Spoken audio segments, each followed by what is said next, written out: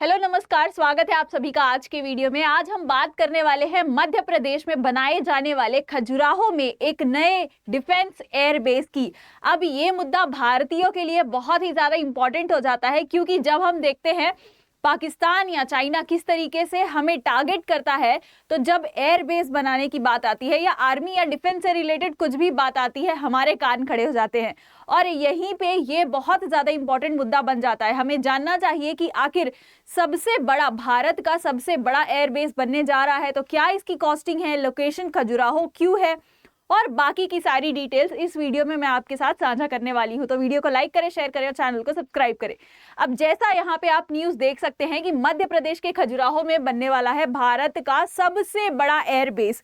तो कितने एकड़ में फैला रहेगा ये, तो 1000 एकड़ में फैला रहने वाला है। अब इसमें आगे आने वाली सारी चीजें जानते हैं। जैसा आप देख सकते हो यहाँ पे भारत के मैप में खजुराहो कहाँ पर लोकेटेड है, सबसे पहले यही हमारे लिए इंपॉर्टेंट है। तो आप सबसे पहले तो मध्य प्रदेश में लोकेटेड है, जिसको हार्ट ऑफ इंडिया बोला ही जाता है, ऑफ कोर्स सेंट्रल इंडिया में है। और खजुराहो तो एक और प्लेस देता है जो कि एक मिड ऑफ इंडिया में है ओवरऑल अगर देखा जाए। तो आखिर क्यों खजुराहो को चूज किया गया एयरबेस, भारत का सबसे बड़ा एयरबेस बनाने के लिए, ये भी जानेंगे। आप देख सकते हो यहाँ पे। बाकी अगर मैं बात करूं इंडस्ट्रियल कॉरिडोर्स कहां पर है भारत के, तो एक उत्तर प्रदेश में है और एक तमिलनाडु में है, जिसकी हम बात करने वाले हैं। अब खजुराहो क्यों चूज किया गया है, जैसा आप देख सकते हो यहाँ पे अगर मध्य प्रदेश रहेगा तो कनेक्टिविटी बनाना बहुत ज्यादा आसान रहेगा उत्तर प्रदेश में जो भी हमारा इंडस्ट्रियल डिफेंस इंडस्ट्रियल कॉरिडोर बना हुआ है उसके साथ, ताकि जो सप्लाई ऑफ डिफेंस इक्विपमेंट्स है वो बहुत जल्दी हो सके कभी भी हमारे देश में अगर विपदा आए तो एक तो ये रीजन हो गया खजुराहो को चुनने के पीछे। बाकी और क्या रीजन है ये भी मैं बताने वाली हूँ। बट अब सबसे पहले अगर दिमाग में खजुराहो बोला जाए तो क्या आता है, तो ये सुंदर से केव्स आते हैं और बाकी सारी हिस्टोरिकल चीजें आती हैं हमारे मन में। कभी ये नहीं सोचा था कि खजुराहो को एक डिफेंस पॉइंट ऑफ व्यू से भी देखा जा सकता है। क्यों ऐसा? क्योंकि खजुराहो की जो ज्योग्राफी है वो इतनी अच्छी है।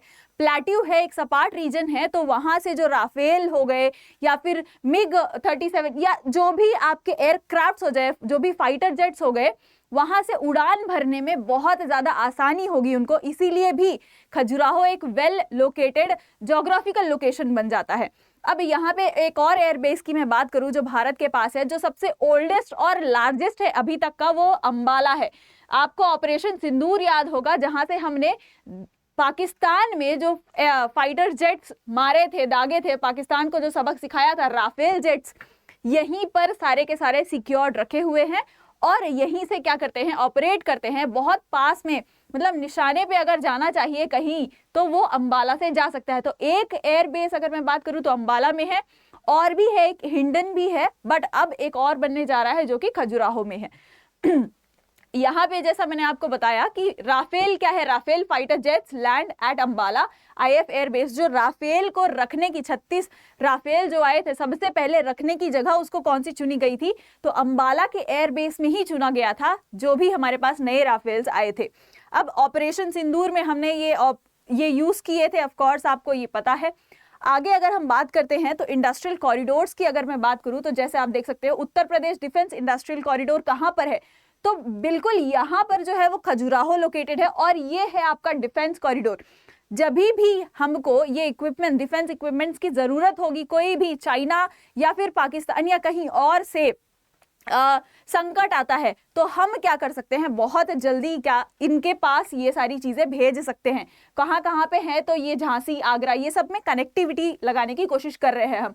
लखनऊ है, कानपुर है, चित्रकूट है, और डिफेंस यहाँ पे तमिलनाडु। अगर मैं बात करूं तो तमिलनाडु के पास क्यों एयरबेस नहीं चूज किया गया मिनिस्ट्री ऑफ डिफेंस के द्वारा, क्यों सिर्फ मध्य प्रदेश या फिर खजुराहो इसके पास चूज किया गया? क्योंकि ये जो लोकेशन है दोस्तों, ये कोस्टल लोकेशन है, ये ट्रांसपोर्टेशन के लिए और सामान के इंपोर्ट एक्सपोर्ट के लिए बहुत अच्छा लोकेशन है, जहां से होता भी है, आप जानते हैं, ब्रह्मोस वगैरह हो गया, जहां से हमने ये चीजें एक्सपोर्ट की है। लेकिन ये जो लोकेशन है ये फेवरेबल है इक्विपमेंट्स को स्टोर करके रखने के लिए, यानी बंकर्स वगैरह अगर हमें बना के रखने हैं अपने बहुत ज्यादा इंपॉर्टेंट या कॉस्टली डिफेंस इक्विपमेंट्स के, तो यहाँ पर वो हो सकता है। इसीलिए भी खजुराहो को चूज किया गया है as a location for building 1000 acres का एयरबेस। जैसा आप देख सकते हो ये सब ही क्या होंगे, बंकर्स बनाए जाएंगे इनके इसमें। अब और अगर बात करते हैं इसमें, तो जैसा यहाँ आप देखोगे और ये बताया गया है कि वहाँ के जो एमपी हैं उन्होंने ये बातचीत करी डिफेंस मिनिस्टर राजनाथ सिंह से। बट क्या सिर्फ और सिर्फ खजुराहो भी इस रेस में भाग रहा था? नहीं, तो और भी एयरपोर्ट्स थे। जैसे मैं बताऊं आपको, प्रयागराज, झांसी, ग्वालियर और खजुराहो, ये 4 एयरपोर्ट्स थे जिनके लिए रिसर्च वगैरह चल रहा था कि कहाँ पे एयरबेस बनाना चाहिए। ग्वालियर में ऑलरेडी एक एयरबेस है भी, लेकिन खजुराहो को as a favourable location choose किया गया है 1000 एकड़ का एयरबेस बनाने के लिए भारत के लिए, जो कि बहुत बड़ा चीज है हमारे लिए, बहुत अच्छी चीज है।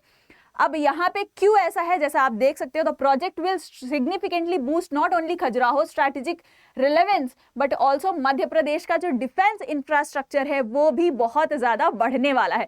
खजुराहो को एज अ हम हिस्टोरिकल साइट मॉन्यूमेंट तो देखते ही थे, लेकिन अब डिफेंस के लिए भी वो कितना इंपॉर्टेंट हो जाता है तब भी देखेंगे। तो खजुराहो वाले अगर आप तक ये वीडियो पहुंची है, या मध्य प्रदेश वाले आप तक ये वीडियो पहुंची है, तो कितनी खुशी मिल रही है आपको, कमेंट्स में मुझे जरूर बताइएगा। और अगर हम खजुराहो की लोकेशन का इंपॉर्टेंस समझें, जैसा मैंने आपको बताया भी और यहाँ पे भी एक्सप्लेन किया गया है कि क्यों आखिर वहीं पे हमने चूज किया एयरबेस बनाने के लिए। तो जो खजुराहो है वो बहुत ज्यादा पॉपुलेटेड नहीं है, कॉम्पैक्टली पॉपुलेटेड नहीं, स्पार्सली पॉपुलेटेड है, प्लेट्यू का रीजन है इसीलिए। और भी क्या है, यहाँ पे देख सकते हो आप कि it is not neither close to China और पाकिस्तान। क्यों? क्योंकि हमें अगर बंकर्स बनाने हैं, अगर हमें 5th जनरेशन फाइटर जेट्स या फिर जो भी फाइटर जेट्स हमें स्टोर करके रखने हैं, तो वो हमें इंश्योर करना होगा कि चाइना और पाकिस्तान के बॉर्डर से बहुत दूर रहे। तो खजुराहो उसके लिए एक बहुत अच्छा स्ट्रैटेजिक डेप्थ देता है और लोकेशन बन जाता है, इसीलिए भी हमने उसको चूज किया है। और अगर बात करूं मैं, तो वेदर कंडीशन उसकी तो है ही, जैसा मैंने आपको बताया, प्लेट्यू रीजन है, टेरेन है, तो उड़ान लेने में बहुत आसानी होगी। सिविलियंस का मूवमेंट बहुत ज्यादा कम है वहां पे। तो ये सब कुछ क्या बनाता है, खजुराहो को एक फेवरेबल लोकेशन बनाता है भारत का सबसे बड़ा एयरबेस बनने में। और अगर हम देखें यहाँ पे, तो Khajuraho strong air and road connectivity जो है, अब यहाँ पे जैसा आप देखोगे, मैंने आपको दिखाया था उत्तर प्रदेश का जो डिफेंस कॉरिडोर है वो कितना अच्छे से कनेक्टिविटी देगा खजुराहो के लिए। तो यहाँ पे कनेक्टिविटी का सबसे बड़ा एडवांटेज लेकर जाता है खजुराहो, इसीलिए उसको चूज भी किया गया है।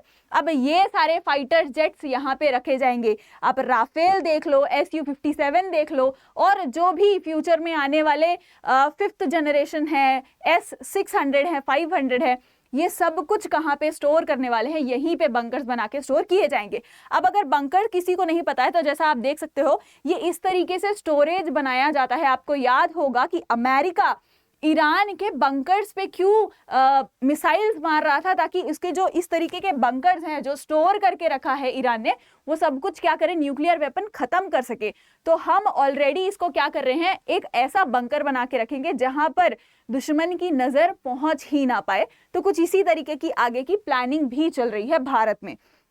अब आपको क्या लगता है, क्या ये सही है, गलत है? इसमें कॉस्टिंग क्या आएगी ये तो अभी तक नहीं पता चला है, कब तक कंप्लीट होने वाला है ये नहीं पता चला है। बस ये पता चल रहा है कि अब मध्य प्रदेश को भी एक डिफेंस में एज मिल रहा है। खजुराहो को एज अ डिफेंस सेक्टर में बहुत ज्यादा रिकॉग्नाइज किया जाएगा, अब से एयर बेस बनाया जाएगा, और आगे सारी डेवलपमेंट्स जो भी होंगी मैं आपके लिए लाती रहूंगी। आपका क्या राय है, ओपिनियन अपना कॉमेंट्स में जरूर बताना, और वीडियो को लाइक करना, सब्सक्राइब करना चैनल को, और अपने दोस्तों के साथ शेयर करना बिल्कुल मत भूलना। जय हिंद, जय भारत।